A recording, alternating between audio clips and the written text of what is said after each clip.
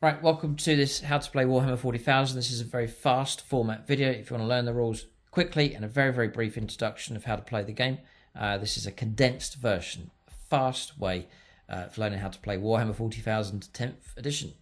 So, things you'll need: D6 dice, a tape measure that measures in inches, markers and counters for things like command points, tracking wounds, just little accessories like that, very useful.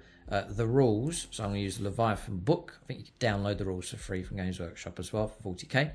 And then you'll need the rules for different factions. In this instance, Space Marines and then Tyranids. So you'll need the index cards or the codexes for each of those to give you your rules for each of those factions. So you choose the size of your game. You start your army list, your roster.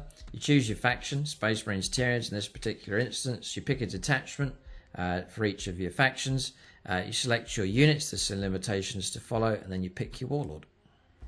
Then you pick your mission that you're going to play and follow the instructions within that mission. Once that's all lined up, you're good to go to start the game. In games of Warhammer 40,000, there are 5 battle rounds. Within that battle round, each player gets a turn. So within that turn, you get to do these 5 things across here. The command phase, you get to move, shoot, charge, and then fight. Once you've resolved that, then it's the other player's turn. Once both sides have done that, that is a battle round. Once the battle round is complete, you then go on to the next battle round. You work your way through to the final battle round 5, and then the game is over. You calculate all your points to see what victory points have been picked up and determine who has won the game. So for your games, you're picking your units. You'll need the data cards and information for each of those units. I'm taking an intercessor squad here. It will tell you the structure of the unit, what weapons they're equipped with, and it'll give you all the profiles across there. It'll give you the model profile as well, how many wounds they've got, how fast they can move, how tough they are, and so on across there.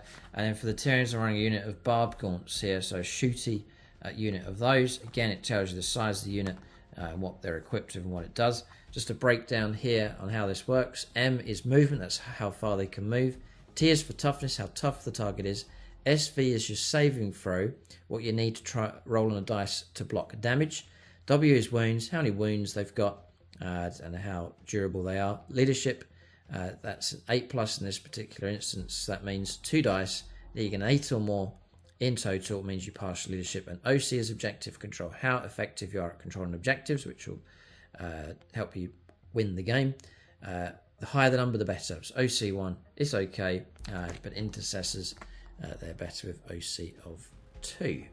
The game begins by both sides rolling a dice to see who goes first. In this instance, the Space Marine players roll a 6 and the Tyranny players roll a 3. The Space Marines will go first. So the first phase is the command phase. So if there's any abilities that are resolved in the command phase, you do that now. So that's for the Space Marine player.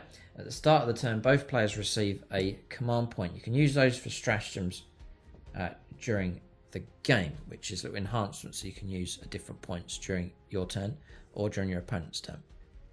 Next, after the command phase comes the movement phase. I'm going to try and move these intercessors. M is for movement. They can move 6 inches. You can move up to that range. I will go nice and close here to the barbed gaunts, but I cannot go closer than... I can't go within an inch of them, so I'm going to push them in this direction, just a regular move. You can make a move called an advanced move, which is roll dice, and that gives you the number of inches that you can move extra. It's an extra 3 inches in that particular instance. There are limitations though.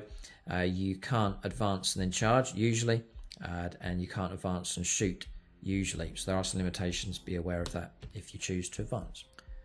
Next is the shooting phase. I'm going to fire my bolt rifles. They're range 24, so we are easily in range of our target. I'm going to fire at these barbed gaunts. They get 2 attacks each. I've got a 5-man squad, all equipped with bolt rifles. That's going to be 10 attacks available, so we'll take our 10 dice. Then our ballistic skill is 3+, so I need 3 or more on a d6 to get a hit. So rolling up my dice, taking away the hits, 3s or more, 5 of them have made it through. I then take the strength of the weapon, which is strength 4, and I compare it to the toughness value of the barbed gaunts, which is toughness 4 as well.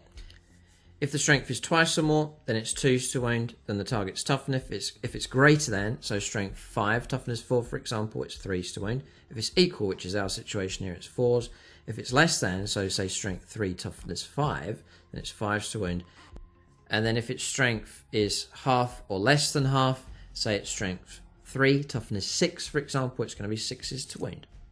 So roll a dice, looking for 4s to wound. 2 have failed. 3 have made it through. For successful wounds, you then need to make saving throws. Barbed gaunts have a saving throw SV of 4+. That means on a 4+ on a dice, I'll pass that saving throw. For the weapon here, for bolt rifles, there is an AP value of -1. So that's going to be deducted off the saving throw. So the 4-up saving throw then becomes a 5+. So I'll take my 3 wounds and try and save them here on the barbed gaunts, needing 5s. I pass 2 and I fail 1. I then check the damage of the weapon. It's only damage 1. So 1 damage comes through against the barbed gaunt. A barbed gaunt is 2 wounds, so the model's not been slain, it's just lost a wound. So I'll mark that with an appropriate dice with 1 wound remaining on a barbed gaunt. So no model slain, just the 1 wound coming through. That's shooting finished. After the shooting phase comes the charge phase. So an eligible unit to charge. This unit can charge. I want it to charge. Charge range, the target must be within 12 inches, which it easily is. If I pull back out of close combat, I can't charge. If I advance, I can't charge unless there's a special rule which says you can. But these have just made a regular move, so I can charge. It's 2d6, totaling that together to give you the number of inches for your charge. So I've rolled a 5 and a 1, which is a 6-inch charge. So easily within range. The charge is successful. I have to move models so that they, if they are able to, they must make base contact with the enemy. So I'm going to move them around so that all my intercessors are now in base contact with the barbed gaunts.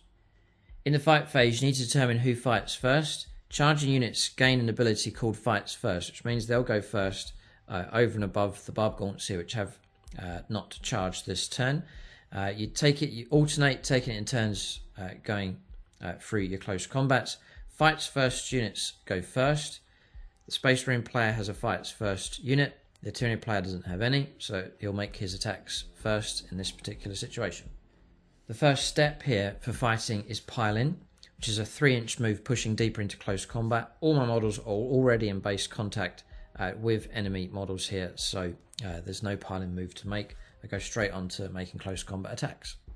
The mechanic for this works very similar to shooting, so I pick my close combat weapons that I'm equipped with. In this case, it's a close combat weapon. It tells me the number of attacks that I get, what I need to hit, the strength, the AP minus, and the damage. Similar to shooting weapons. So 3 attacks each here for these Intercessor Marines. That's 15 attacks in total, needing 3s. Roll these up, take away the ones that have failed, and I've got a nice lot of hits coming through. I then take the strength of my close combat weapon, strength 4 in this case, compare it to the toughness of my target, which is toughness 4, so it's equal, which means I need 4s to wound. I take my successful hits and try and wound on 4s or more, taking away the 1s, 2s and 3s, and that's my successful wounds. I then check my close combat weapon here, and it says AP minus of 0, so it's not going to affect the saving throw of the barbed gaunts in any way. I then check the saving throw for the barbed gaunts, which is SV4+. That means 4 or more on a dice will be a saving throw. So I'm going to roll up these, try and look for 4s on the dice. Those have all passed. 3 have been successful. 3 failed saving throws. I then check the damage of my close combat weapon, which is damage 1. So that means that 3 single wounds have come through against the barbed gaunts. I then allocate my damage. 1 barbed gaunt was already on a wound, so that's 1 wound taken on him, and then there's 2 more wounds to come through, which will be another slain model. So those 2 models are then removed from play. The Space Marine unit has finished its close combat, so it then makes a consolidation move, which is a further 3-inch move.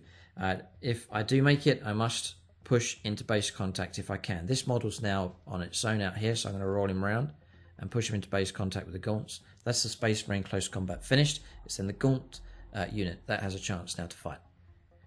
Barbed gaunts are not particularly good in close combat.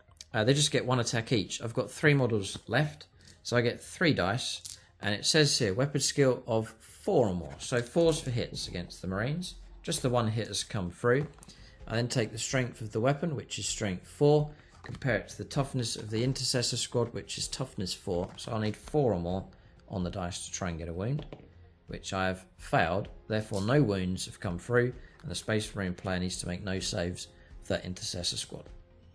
So that's Space Marine turn 1 finished. Then calculate any victory points that have been scored and add that to their total. Then we hand over to Tyranids and their turn 1, and they simply work their way through all 5 elements here to their turns. So command phase, movement phase, shooting phase, charge phase, and fight phase. And that, once that's complete, that marks the end of battle round 1. And then you proceed on to battle round turn 2, 3, 4, and 5. And the game comes to an end. You calculate points, see who the victor is.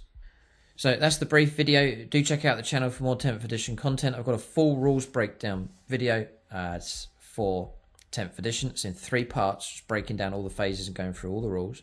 I've also got a more extended and detailed walkthrough video for playing games of 10th edition 40k. So do check those videos out. Do subscribe to the channel. Thanks for watching. Happy wargaming, and tune in next time.